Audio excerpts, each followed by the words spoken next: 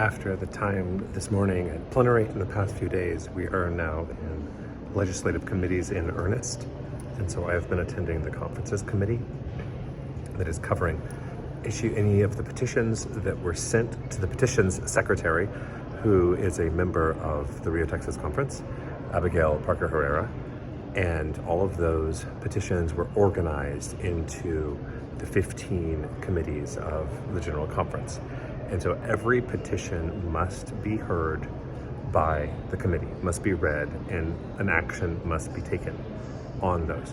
And so this is the first official meeting of the conferences committee. Yesterday they elected officers for the committee, and today those officers decided to split up a few of the petitions into the four subcommittees that they have assigned.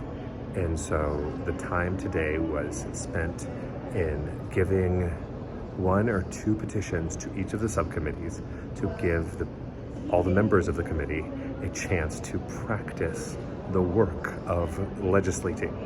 And it is the work of legislation going on. It is the details. One person just sent an amendment that they change. It was amending an amendment in order to turn it into a complete sentence. And there was a fragment, there was a sentence fragment that was left because of a prior amendment as well. Many of the considerations have to do with how US-centric some of the petitions are. And so that has been a major focus of concern. There are members of the Committee on Conferences who are also members of the Standing Committee on Central Conferences, who are pushing for regionalization as well as a general book of discipline.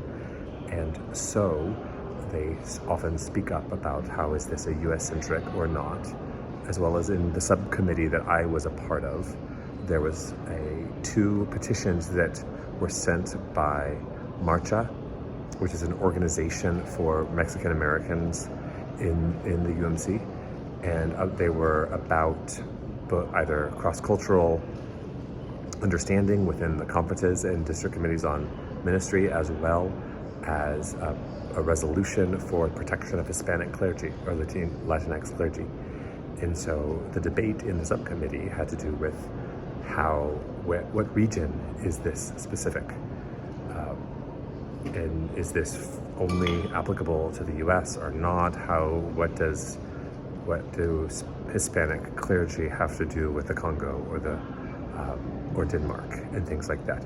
But through it all, people have been very amicable and trying to clarify and push through to some understanding. And so far, each of the recommendations of the subcommittees have moved forward and been passed by the full committee to either bring the petition to the floor in the greater plenary sessions next week, or to not, and to deny them.